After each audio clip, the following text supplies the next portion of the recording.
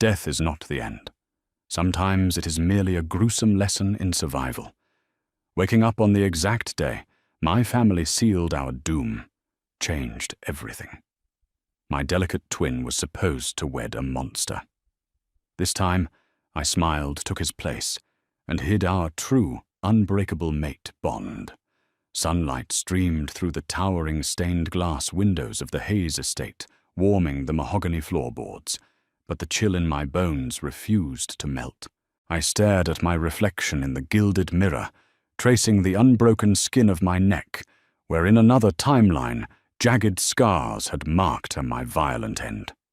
The digital clock on my nightstand read June 12th, 2018. It was impossible yet. The heavy, suffocating reality of the air in my lungs told me otherwise. I had returned. I was 22 again, standing on the precipice of the day that would shatter my family. In my previous life, this was the afternoon Dominic Kensington stepped into our home. The Kensington family practically owned the eastern seaboard's tech and logistics infrastructure. They were royalty, and Dominic was their apex predator, an alpha whose pheromones could force a room of grown men to their knees. Our father, Charles Hayes, had run our shipping company into a mountain of debt. To save himself from federal prison and financial ruin, he offered up my twin brother, Felix. Felix was the perfect Omega pliant, sweet-scented like blooming jasmine, and cripplingly naive. Dominic accepted the transaction, but he didn't want a husband. He wanted a possession to break. I spent 5 years watching my brother wither under Dominic's psychological cruelty until Felix finally threw himself from the balcony of the Kensington penthouse. When I gathered the evidence to destroy Dominic and went to the authorities, his fixers found me first. I took a slow, steady breath, forcing my heart rate to calm. My scent, unlike Felix's, was barely there. Since puberty, I had been diagnosed with glandular hyperplasia. My omega gland was underdeveloped, leaving me smelling like sterile winter air and old parchment. Society viewed me as a defective omega, virtually a beta unworthy of an elite alpha's bite. But I knew a secret that no doctor had uncovered. In the agonizing moments before my death in the past life, the trauma had triggered a violent, delayed presentation. In those final seconds of my previous existence, my true scent had bloomed, and it had sung a desperate biological siren song, uniquely tuned to one man, Dominic Kensington. We were true mates. The irony was a bitter pill, but today it was my greatest weapon. Footsteps echoed in the hallway. "Arthur, they're here." My mother Beatrice whispered from the doorway, her face, pale hands trembling. "Your father wants you and Felix in the drawing room. Please make sure your brother looks presentable." "I will handle it, Mother," I replied, my voice eerily calm. I walked down the hall to Felix's room. He was sitting on the edge of his bed, weeping silently, his sweet scent souring with terror. He knew what being sold to the Kensingtons meant. Without a word, I pulled him into a hug, pressing his face into my shoulder. "You aren't going down there, Felix," I murmured, smoothing his hair. "Stay here, lock the door. I am going to fix this." Before he could protest, I turned and walked toward the grand staircase. The moment I reached the landing, the sheer density of alpha pheromones hit me like a physical blow. It was the scent of petrichor dark cedar and ozone, the smell of a gathering storm. Dominic Kensington was sitting on our vintage Chesterfield sofa, radiating absolute authority. He wore a charcoal bespoke suit that looked entirely too restrictive for his broad, imposing frame. Opposite him, my father was sweating through his collar, stammering over a ledger. "I am not interested in your excuses, Charles." Dominic's voice was a low, glacial baritone that made the fine china in the cabinets rattle. The debt is 70 million. I will forgive it, and I will acquire your shipping routes. In exchange, I take the Omega. Call him down. Actually, Mr. Kensington, I said, stepping into the room. Dominic's piercing steel-grey eyes snapped to me.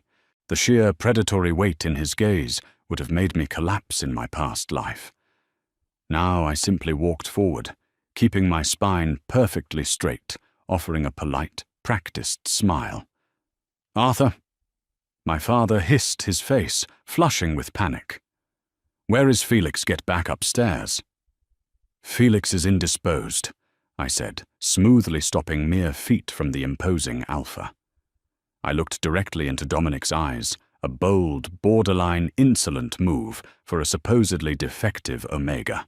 My father's proposal remains, but the terms require an adjustment. You need an Omega spouse to satisfy your board of directors and fulfill your grandfather's inheritance clause. You need someone presentable, intelligent and unobtrusive. Felix is a liability. He is fragile and will crumble under the media scrutiny of your world. Dominic tilted his head, his gaze raking over me. His nostrils flared slightly as he searched for my scent, finding nothing but the cold, sterile suppression of my defective biology. And you are offering yourself as the alternative? He asked, his tone dripping with dark amusement. You have no scent, Arthur. You are practically barren. Why would I take a broken toy when I was promised a perfect one? Because a perfect toy requires maintenance, Mr. Kensington, I replied without missing a beat. Felix will demand your time, your emotional energy and your patience, things you possess in short supply. I, on the other hand, require nothing. I will sign a prenuptial agreement, waiving all claims to your assets. I will smile for the cameras, host your galas, and never ask for a single drop of your affection. I offer you a transaction with zero emotional liability. Silence stretched across the drawing room. The heavy cedar and storm scent spiked, pressing against my senses, testing my resolve. I held my ground, forcing my breathing to remain even hiding, the way my dormant omega gland gave a sudden, sharp throb of recognition at his proximity. My true mate was testing me, entirely unaware of the biological tether binding us in the shadows. Dominic stood up, towering over me. He stepped so close I could see the faint gold flecks in his grey eyes. You are remarkably cold for someone offering up their life, he murmured, his voice dropping to a register meant only for me. I am pragmatic, I corrected, maintaining my smile. Dominic's lips curved into a cruel, sharp smirk. Very well. Have your bags packed by tonight. We announce the engagement tomorrow. He turned to my stunned father. The debt is cleared, Charles. But if your son steps out of line, I will tear your company apart, piece by piece. As Dominic walked out the front doors, my father collapsed into his chair, gasping for air. I stood perfectly still, my smile fading into a line of grim determination. Dominic Kensington thought he had just purchased a convenient, emotionless pawn. He never suspected he had just invited his reckoning into his own home. The media called it the merger of the decade. They spun a fairy tale of elite romance, completely blind to the absolute 0-degree temperature of our relationship. The wedding held a mere month after the drawing room arrangement was a masterclass in corporate theatre. I wore a tailored white suit by an Italian designer whose name I couldn't pronounce, while Dominic stood beside me at the altar, looking like a beautifully sculpted marble executioner.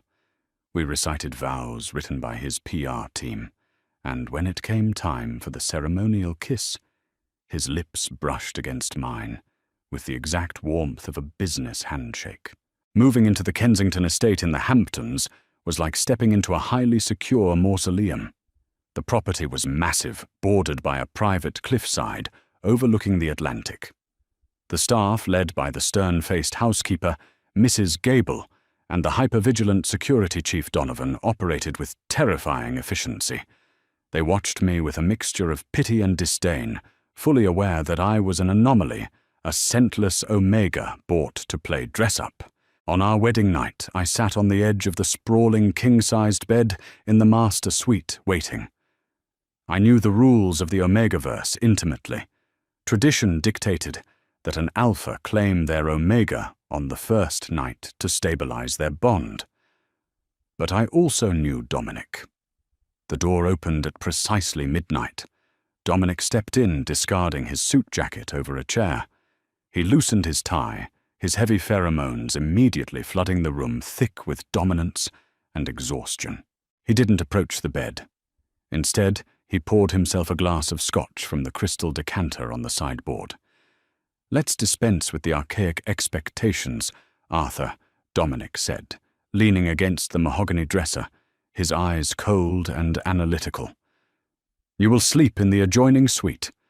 We will attend public functions together, and you will play the adoring spouse. In private, we live separate lives. You are a shield for my public image, nothing more. Do not expect an alpha's affection, and do not attempt to seek out my bed. My rut will be managed medically or off-premises. Are we clear?" In my past life, a rejection of this magnitude would have sent Felix into a spiral of depressive weeping. The cruelty was intentional. Dominic thrived on breaking the spirit of those he deemed beneath him. Instead of showing distress, I stood up, smoothed the invisible wrinkles from my silk pajamas, and offered him a serene, almost pitying smile. "Perfectly clear, Dominic. Honestly, that is a relief. I was worried you might feel obligated to perform. Good night." I saw the micro-expression of shock flash across his features, a slight widening of the eyes, a sudden halt in the swirling storm of his pheromones. He was geared up to crush a fragile ego, and instead he hit a brick wall of total apathy. Before he could formulate a response, I walked into the adjoining suite and closed the heavy oak door with a soft, definitive click. Over the next 2 months, I began my quiet rebellion. My plan required patience. Dominic's empire was vast, but his inner circle was small. His right-hand man, Harrison, managed the logistics, while Dr. Aris Montgomery, his private physician, handled his highly volatile alpha biology. I made it my business to observe everything. I memorized security patrols, learned the financial rhythms of Kensington Corp, and mapped out Dominic's psychological triggers. More importantly, I began altering my medication. The heavy suppressants my parents had forced upon me since puberty to fix my defective gland were doing more harm than good. Slowly, meticulously, I began tapering off the doses. I had to be careful. If my true scent bloomed too quickly, the true mate bond would snap into place, overriding both our rational minds with pure primal instinct. I wanted Dominic lucid when I dismantled him. The first sign of change happened during a torrential thunderstorm in late August. Dominic had brought a crisis home from the office. A merger had fallen through, and his rage was bleeding into the environment. The entire estate felt suffocating. The staff were huddled in the kitchen, trembling, as Dominic's aggressive cedar and ozone pheromones leaked heavily from his locked study, triggering the primal fear responses of every beta and omega in the vicinity. I was walking past the study when I heard the distinct sound of glass shattering. Without hesitating, I turned the brass knob and pushed the door open. Dominic stood over a smashed crystal tumbler, breathing heavily, his eyes dilated with alpha aggression. The air in the room was so thick with hostile pheromones, it would have driven a normal omega to their knees in submission. I felt the immense pressure pressing against my chest, but I merely blinked, my own altered biology rising to meet the challenge. "Get out!" Dominic snarled, his voice vibrating with a dangerous guttural growl. I told the staff no interruptions. I am not the staff, I replied calmly, stepping over the shattered glass. I picked up a velvet cloth from his desk and began wiping the splashed scotch from the expensive hardwood. Arthur, leave. Now, before I forget that you are physically incapable of handling an alpha's aggression, he warned, stepping closer. He was trying to intimidate me, projecting an aura designed to dominate. But as he loomed over me, something shifted. The heavy, choking scent of the storm suddenly wavered. My tapering off the suppressants had allowed a microscopic fraction of my true scent, a crisp, biting aroma of white tea and winter frost, to seep into the room. It was faint, completely overshadowed by his rage, but to a true mate's subconscious, it was a biological command. I watched in real time as Dominic's dilated pupils suddenly contracted. The violent edge of his pheromones dulled, smoothing out into a confused, almost soothing cedar. He blinked, shaking his head as if waking from a trance, his massive frame visibly relaxing despite his obvious mental resistance. He stared at me, completely bewildered by his own sudden calmness. He didn't understand why the broken toy he had bought out of spite was the only thing anchoring him to sanity. You missed a spot, I said softly, pointing to a drop of scotch near his perfectly polished shoe. I stood up, offering him that same infuriating, unbothered smile, and left him alone in the quiet study. The trap was set.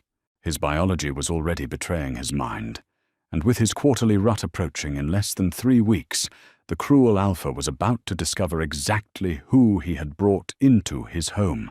September arrived with a chilling suddenness, bringing driving rain and a profound shift in the atmosphere of the Kensington estate. The sprawling Hamptons mansion felt less like a home and more like a pressurized submarine trapped in the abyssal zone. Dominic's quarterly rut was imminent, and the entire household was operating on a knife's edge. In my previous life, Dominic would simply vanish to a private clinic in Switzerland, leaving Felix trembling in a locked bedroom for a week, terrified of his alpha's return. This time, however, the alpha's biology was actively turning against him, anchoring him to the estate. The signs started slowly. Dominic became irritable, snapping at Harrison Caldwell, his notoriously unflappable chief of staff, over minor discrepancies in the quarterly logistics reports. Then came the physical symptoms.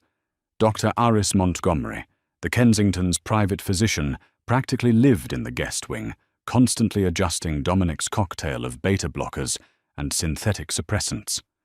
But the drugs were failing. An alpha's rut can normally be managed with heavy pharmaceuticals, provided they aren't in the proximity of an unbonded true mate.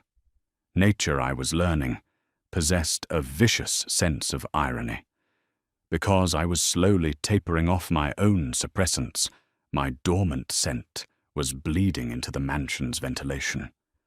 It was undetectable to the human nose, but to Dominic's primal alpha instincts, it was a biological homing beacon, screaming that his other half was near, unclaimed, and in danger. His body was violently rejecting the artificial suppressants to prepare for a mating frenzy. Tension peaked on a Tuesday evening. A frantic pounding echoed down the hallway of my suite. I opened the door to find Dr. Montgomery looking disheveled, his usually immaculate lab coat wrinkled a sheen of cold sweat on his forehead. "Arthur, you need to pack a bag immediately." The doctor urged, his voice tight with barely contained panic. "Donovan has a car waiting at the rear entrance. We are moving you to the Manhattan penthouse." Leaning casually against the doorframe, I crossed my arms. Why the sudden relocation? Iris's Dominic's condition deteriorating. "It's unprecedented." The doctor ran a trembling hand through his thinning hair. "His core temperature is spiking dangerously. The synthetic inhibitors aren't just failing, they're causing a toxic metabolic reaction. He is becoming completely feral." He just shattered a solid oak desk in the East Wing and ordered every Beta and Omega off the property. If you stay, Arthur, I cannot guarantee your physical safety. When an Alpha of his pedigree slips into a primal rut without a designated Omega, they become dangerous. I am his husband, I replied calmly, my heart thumping a steady, deliberate rhythm. I am not leaving my home. Before the doctor could argue, a sound ripped through the estate, a deep, guttural roar that rattled the crystal chandeliers in the hallway. It wasn't human. It was the sound of a territorial apex predator, pushed to the brink of madness. The heavy scent of dark cedar ozone and burnt ash flooded the corridor so thick and oppressive that Dr. Montgomery a Beta gasped for air and dropped to one knee, clutching his chest. "Go, Aris!" I commanded, softly stepping over the threshold. "Take the staff. Lock down the East Wing from the outside. I will handle my husband." Walking toward the East Wing felt like wading through an invisible, suffocating ocean. The pheromones were designed to force an Omega into total submission, to make their knees buckle, and their instincts beg for the Alpha's mercy. I felt the immense, crushing weight of it, the biological imperative demanding I yield. But the memories of Felix's broken body lying on the pavement in my past life burned brighter than any chemical instinct. I pushed forward my own altered biology, rising to meet the challenge. The double doors to Dominic's private study were splintered. Inside the room looked as though a bomb had detonated.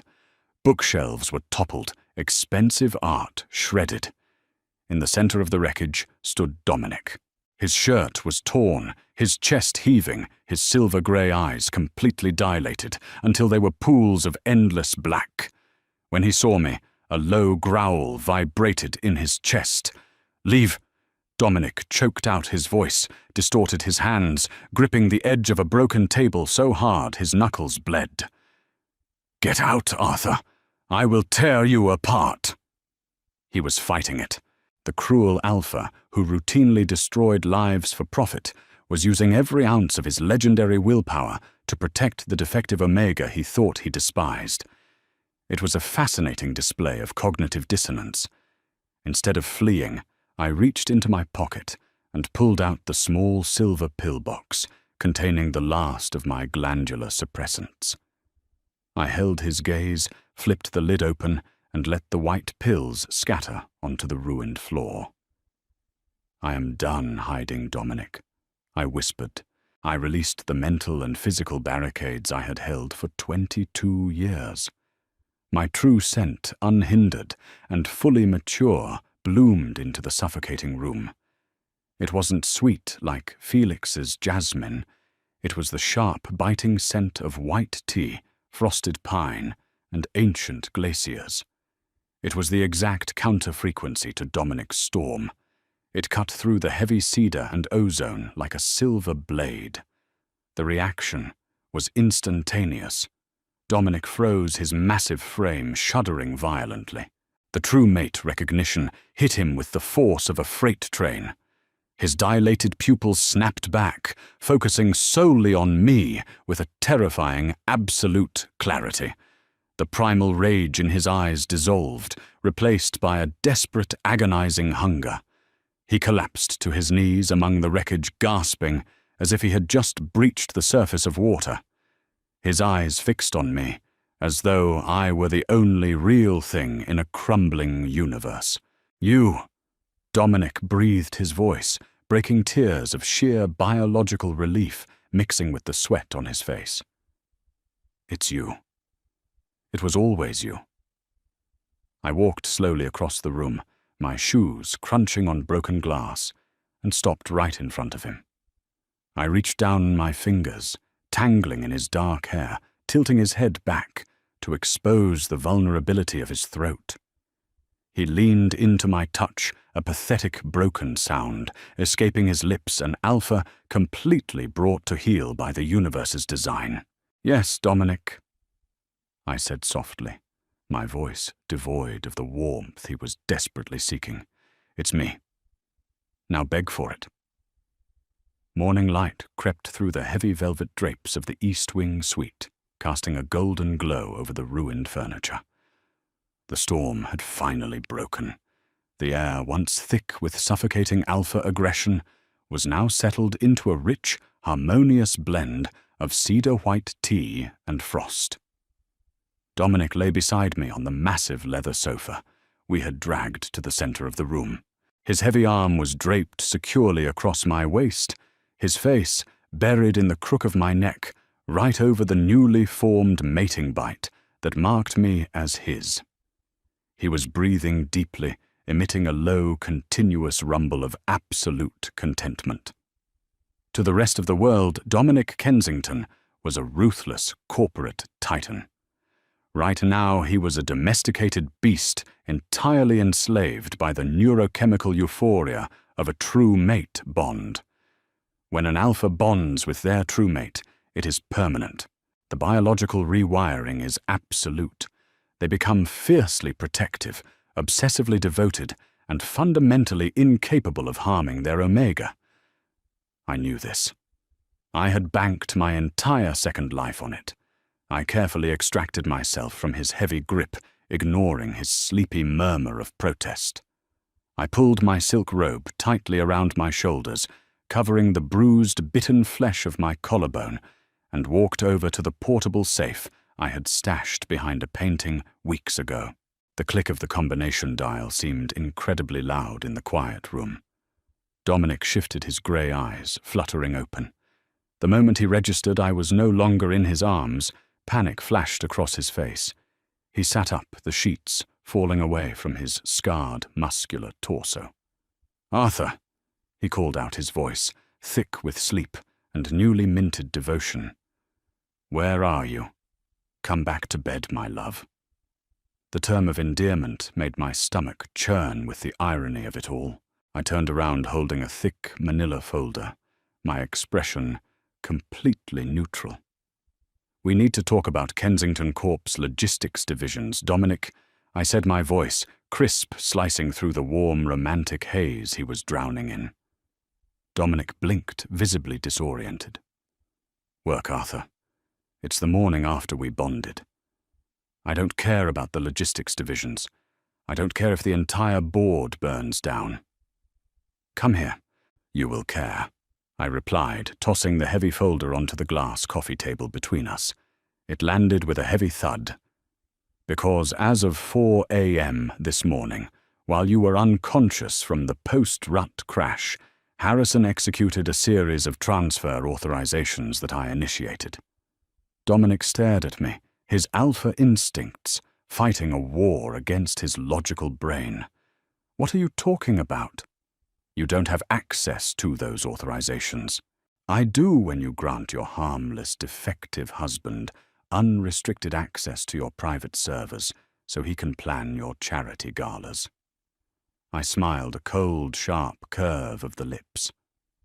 "Inside that folder are the records of the shell companies you used to bribe the Federal Trade Commission in 2016. There are the offshore accounts in the Cayman Islands tied directly to your grandfather's estate, effectively bypassing federal inheritance laws.